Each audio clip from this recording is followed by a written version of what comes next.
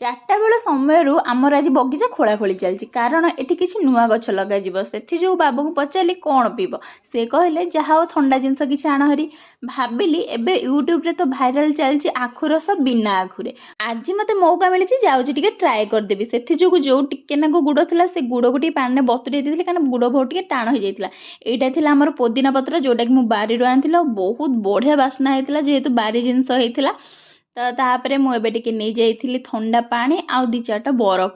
ବରଫ ଆଜ୍ଞା ସାଙ୍ଗମାନେ ବେଶୀ ନେବେନି, ମୁଁ ଟିକେ ଅଧିକ ନେଇଯାଇଥିଲି ପାଣି ଆଉ ବରଫ।